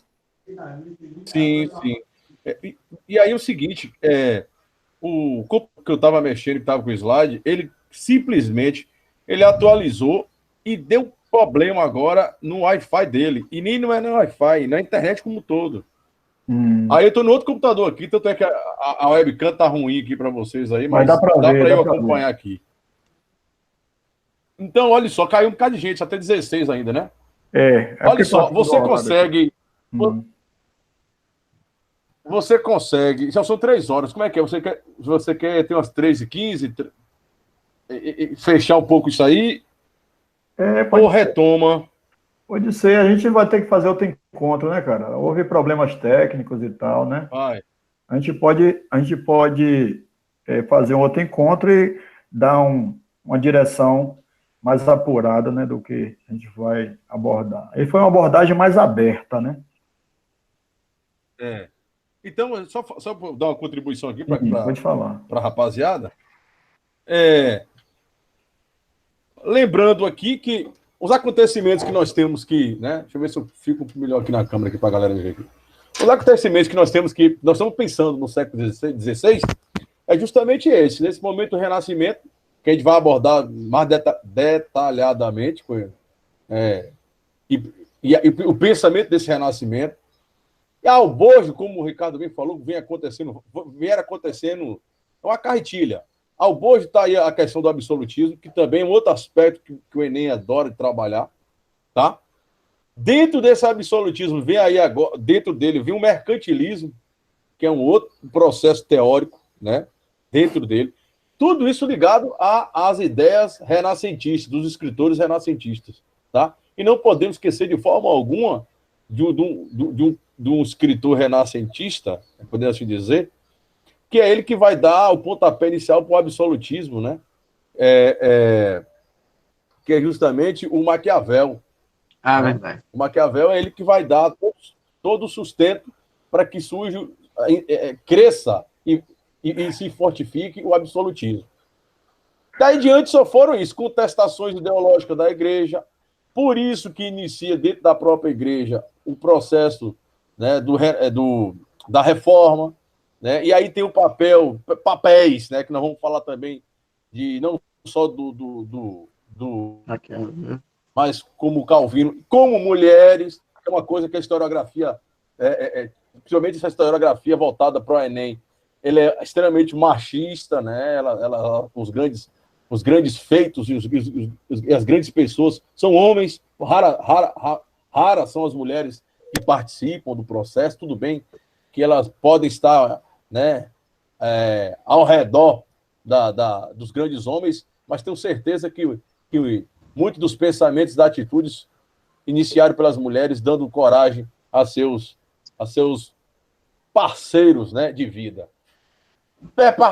Daí também temos, durante o século XVI, XVII, a questão das navegações, né, que é justamente formando essas monarquias absolutistas, vão surgir justamente o que eu falei lá no início, do homem se ir ao mar, né, do homem ir em busca dessa, de certa forma, uma aventura, assim, mas uma aventura com todo o querer de poder, de domínio, de terra, de comércio, né? E aí, E aí, esse mundo, como a gente fala, né? Esse mundo ele vai ficando pequeno porque ele vai se interaçando, né? Um mundo que ao chegar, no nosso caso, aqui na América, é tido como um novo mundo, porque é novo, é desconhecido, né? Não se tinha até nos próprios mapas, e aí, nas próximas aulas, né, Rafael vai vir com essa ideia dos mapas cartográficos da época, como é que eram, né? Vocês dão uma olhada como é que eram. Muito do pensamento da Idade Média, e não se tinha essa ideia de como é que eram essas terras, né? Se era continente, não era continente, enfim. O contato com o Oriente, que não é de hoje, né? Tem o contato, principalmente com a ideia de chegar a novas rotas, saindo da questão do domínio dos muçulmanos, dos árabes, né? E chegar à China, e chegar, né, a Índia, e chegar ao Japão, e aí agora fazendo toda essa coisa do comércio, né?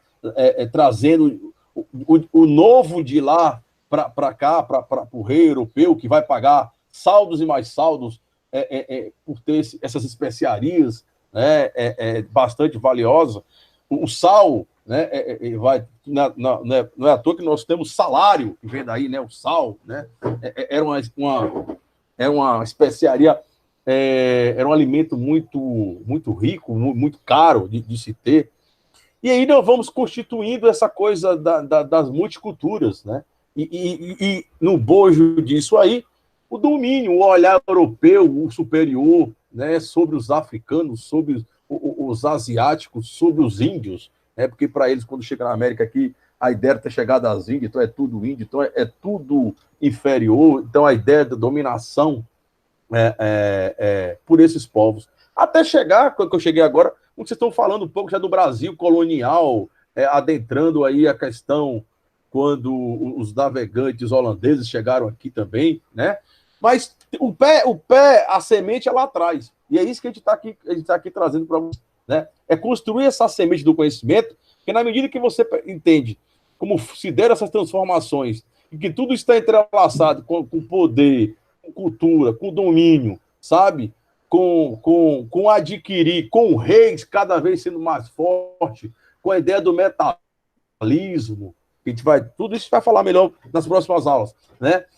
O rei forte é aquele que tem, né, os seus cofres, os metais preciosos. Então a ideia é dominar povos e ver se tem ouro e prata. Então tudo isso nada mais é do que uma teia de aranha, muito bem costurado, e com os papéis muito bem definidos de quem vai dominar e quem vai ser dominado, que é uma ótica marxista, né? Quem for trabalhar muito pelo viés ideológico marxista, ele sempre acha que na história tem os que dominam e aqueles que foram dominados, tá? Então esse que é o século XVI, XVII que a gente quer mostrar para vocês, né? Que é rompante, que os professores de geografias aí fizeram até uma descrição mais atual, quando fala de globalização, né, quando se fala dessa coisa de intercâmbio comercial da atualidade, ele tem um pé lá atrás, né? Não podemos esquecer desse pé também romano, né? Que também os romanos dominaram povos e mais povos, e a ideia também da superioridade romana, raça ariana. Então, que o estudante ele compreenda, principalmente quando ele for fazer análises históricas, e principalmente a redação, que a história da humanidade é uma só. Entendeu? E essa história da humanidade, ela perpassa por essa coisa mesmo, da dominação, sim, do poder. Ela perpassa pela mentalidade. E ela perpassa, né, aos poucos, as mudanças vão acontecendo aos poucos. Não é à toa quando a gente fala para a galera que o que está acontecendo com essa pandemia são mudanças históricas. É assim que são as mudanças históricas.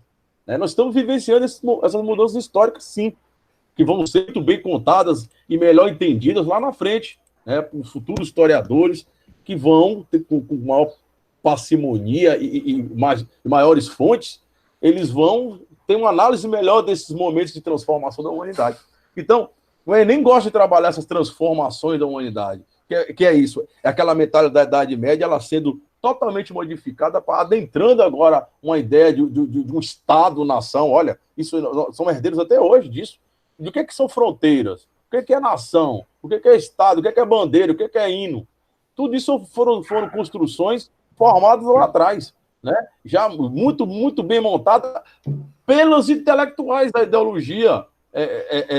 A gente fala que a ideologia intelectual, ela tem um pé, e aí, claro, falando de um olhar ocidental, né? Porque o conhecimento ele é vasto. Existe a filosofia, o conhecimento indígena, africano, oriental, mas que no processo de dominação é deixado de lado. Então, quando a gente constrói essa questão da dominação e da intelectualidade ocidental, ela se inicia, o pontapé lá, vamos botar lá com os egípcios, né, vamos assim dizer, e perpassa pelos gregos, pelos romanos, e aí vem os renascentistas, vem os iluministas, entendeu? Então, todo esse pé da humanidade de pulos, de avanços tecnológicos, entendeu? Ele começa lá atrás.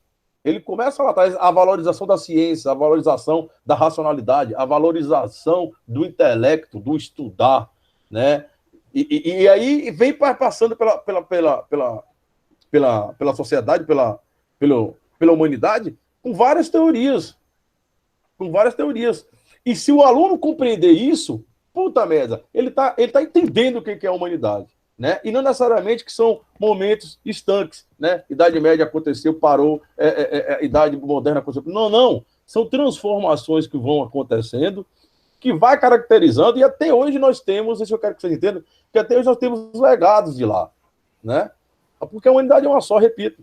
Então, esses legados da cultura, né? Esses legados do poder, da estrutura de Estado, né? A estrutura de democracia ou não, que democracia é essa, que coisa... Então, tudo isso são acontecimentos que foram pensados lá atrás e que hoje são praticados, renovados, e reescritos, e refeitos, e reanalisados. Essa é a compreensão que quem for fazer o Enem tem que ter, né? Tem as coisas específicas? Tem, é isso que nós vamos colocar. Tem o que foi específico do século XVI, tem o que foi específico do século XVII. Mas você tem que compreender a humanidade que ela caminha. Às vezes ela dá um pé atrás, mas ela está caminhando, entendeu?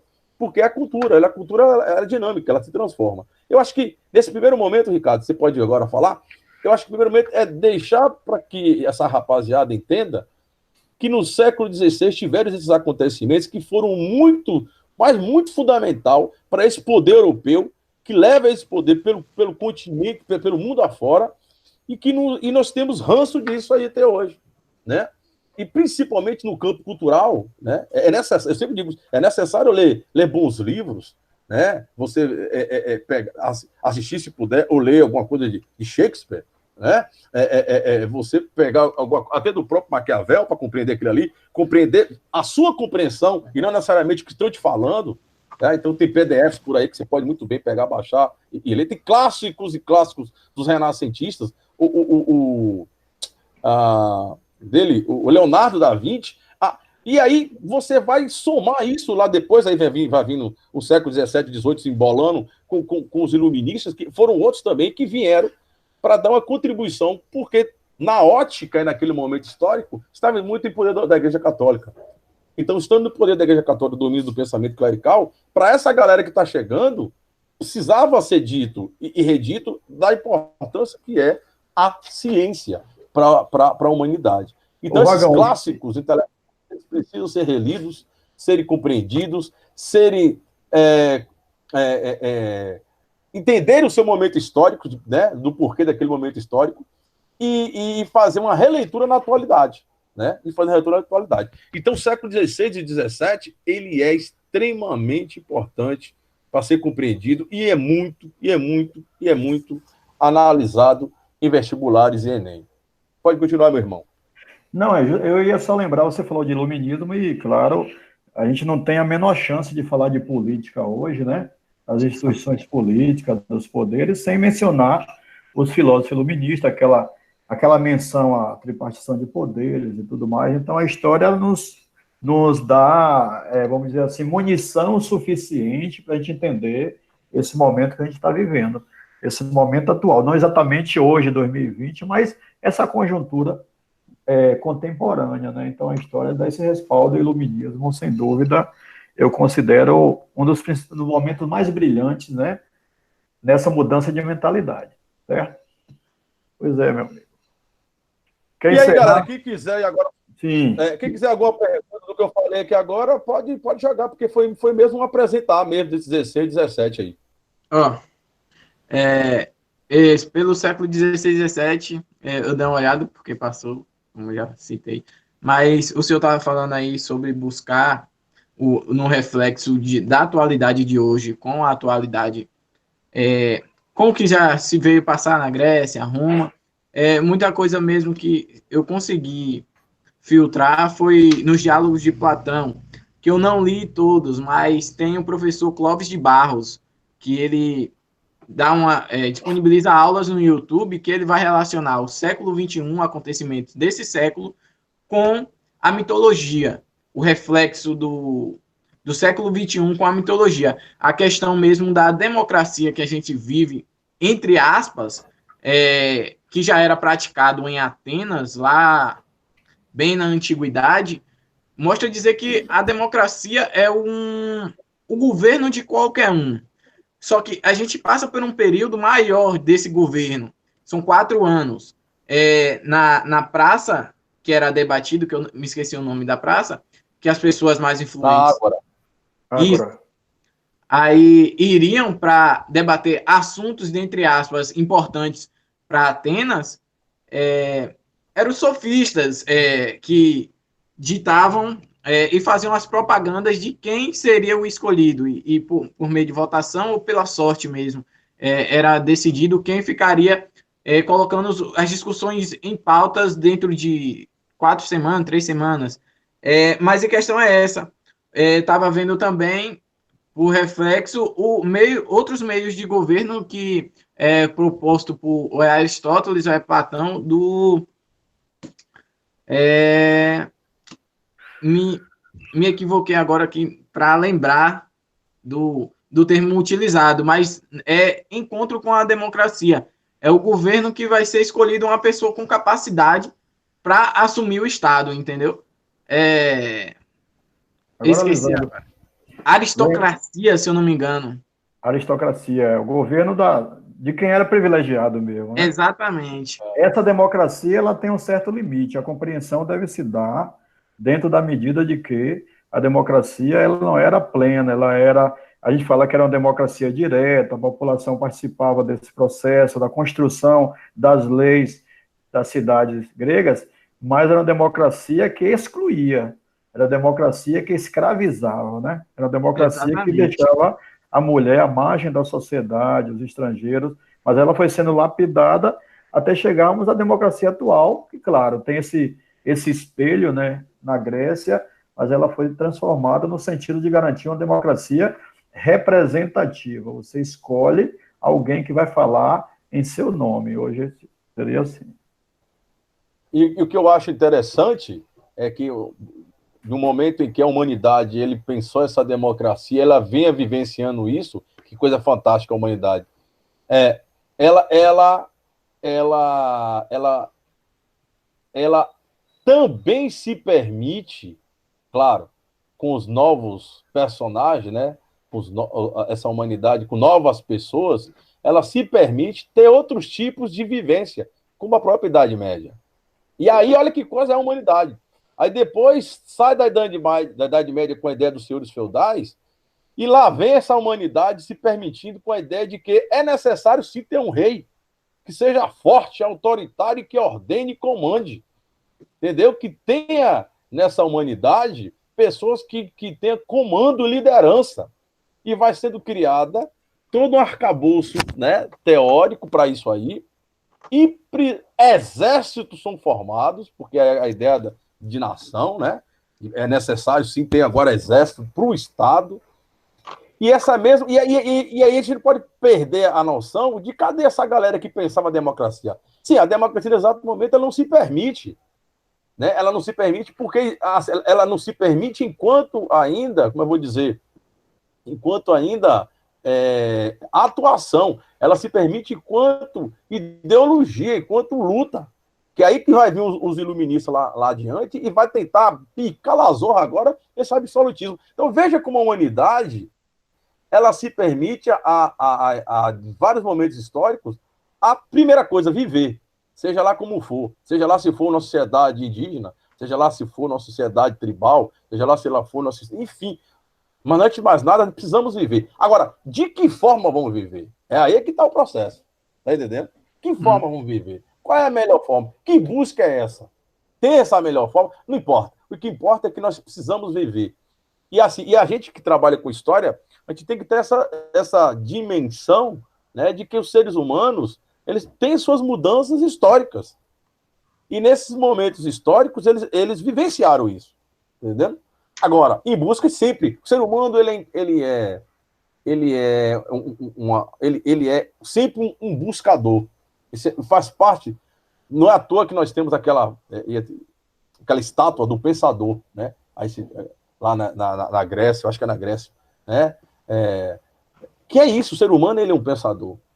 Então, ele vai estar sempre pensando nessas coisas, né? E outra coisa, ele é sempre um questionador e ele também é sempre um incansável. Nunca vai estar bom. Então, nesse nunca vai estar bom, são essas buscas. E nós estamos nela. É isso que o Ricardo falou na questão da democracia.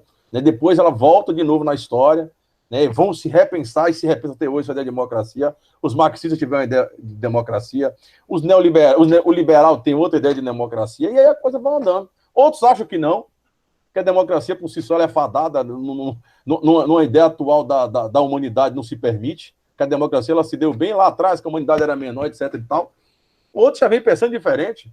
Né? Outros contestam sempre, aí Ricardo, como advogado, né, estudou a ciência do direito, contestam sempre as leis. As leis existem, mas são também discutidas, são renovadas. Né? Que leis são essas? Feitas para quem? É isso. As ciências humanas é isso aí. As leis envelhecem também, muitas vezes elas precisam sair de cena. A sociedade muda de tal forma que as leis ficam imprestáveis, né? Aí tem que ser revogada. Acho que vocês compreenderam aí, né, galera? Deu para compreender esse momento? Sim. Sim. Poxa, tivemos quase 30 pessoas, agora ficamos com 15. Mas também teve esse negócio que eu saí, cara. Mas agora que eu consegui botar a internet no notebook aqui, ó. Esse Windows 10 tá uma porqueira, velho. Ô, porqueira. Mas acho que tá bom, né, velho? Quase 3h30, eu acho que é isso. E a gente vai estruturar para quinta-feira de novo, 1h30. Né? Aí agora sim, Rafael, acho que vai se agendar para ficar, né? E aí vamos tentar ter outras vozes além da história. Alguém quer falar mais alguma coisinha aí, gente? Não. Ô, Vagão, o assunto vai continuar pelo século XVI e XVII, não é isso? Porque o século XVI e XVII tem muita coisa, cara. Muita coisa pra gente discutir. E muita coisa pra gente colocar na tela mesmo, pra vocês, entendeu? Perceberem. Olha, pô, velho, era assim. E principalmente, eu quero até trazer algumas ideias da filosofia dessa galera do Renascimento, pra passar pra vocês. É bom saber essas coisas, entendeu? Pensava cada um, qual era a ideia. Aquilo é bacana, velho. Tá entendendo? Porque aquilo ali que foi que movimentou, cara. Entendeu? O cara discutir sobre o poder da igreja foi o primeiro alicerce para lá na frente o cara falar assim, não, essa igreja que o cara discutiu agora não presta, né? Que foram os iluministas, né? Porque agora essa igreja já passou, a humanidade tem que ser totalmente diferente. E aí vai vindo, essa galera vai escrevendo texto, vão escrevendo, né, marcando na sua história as suas ideologias, e lá na frente elas vão se imbricando nesses novos ramos teóricos que vão vindo lá no século XIX, e no século XX colocando também tudo que pensou no XIX, e aí vamos vir para a guerra, né? O século XX foi o século da guerra, assim já dizia Hobsbawm, né? É o século que o pau quebrou, entendeu? Mas a história da humanidade é essa aí, o pensar, é leitura, é uma coisa que a gente precisa estar fomentando em vocês, é ler principalmente os clássicos. E hoje é tão bom, cara, que você bota a internet, todo mundo tá com a internetzinha aqui, e acha. E nosso tempo, hein, Ricardo? Que para encontrar um negócio desse era a coisa mais difícil que na biblioteca. E na biblioteca era a coisa mais complicada. A biblioteca não era como vocês pensam hoje, toda tecnológica, não, meu irmão. Era um cartãozinho que tinha. Você lembra, Ricardo? O cartãozinho. O livro todo velho, fedendo a mofo e futucar aquilo ali. O livro todo brabo, e outra coisa, muita gente na fila, aquela coisa, tinha que esperar quem está terminando para depois você também estar lendo. Meu amigo, era assim, e não tinha essa informação, não, de internet, não, era tudo muito complicado, e a gente corria para a biblioteca, que era o canto da gente, era isso lá. Ia comprar livro? Não ia. Primeiro não tinha internet, não tinha sebo, não tinha essas livrarias que chegavam em sua casa. Por mais que você tivesse um dinheirinho, era complicado. Era a biblioteca mesmo. Então, aí que tinha muita, dentro dos próprios movimentos estudantil, né, e aí, em relação à história, tinha muito, dentro da universidade, muita luta para que a biblioteca ela fosse totalmente atualizada. O que a gente mais via na biblioteca era coisa lá atrás. E aí a luta era que o reitor ele direcionasse parte das verbas que vinha para a universidade para a biblioteca, para a área de história, principalmente. Tá? Então hoje está tudo aí, galera. Está tudo aí, meu irmão. Entendeu? É só ir lá, pegar, tem um tempo. A galera que está de quarentena, que está, né, ficando em casa, tem esse tempinho para estar lendo, bacana. E eu vou dizer para vocês, viu? Muda a gente. Ricardo saiu? Alô? Tá querendo cair aqui, mas pode ficar à vontade. Não, então é isso, gente. Ó, vamos ficar por aqui, tá? Acho que no chat aqui, eu tô vendo que tem seis pessoas aqui. Tem alguma pergunta aqui? Alguém fez alguma pergunta aqui no chat? Deixa eu ver aqui. Não, tem não. Sempre Jade. Muito obrigado, Jade. Jade sempre fica, cara, até o final mesmo, até com a internet dela caindo e voltando, mas ela tá aí com a gente, tá? Mas vamos estruturar para a próxima quinta-feira que vem de novo e colocar essas coisinhas mais redondadozinho, com geografia também dando a contribuição. Valeu, gente. Boa tarde. Então, vamos nessa? Ok. Um abração. Vou fechar aqui a parada. Deixa eu ver como é que fecha aqui. PK.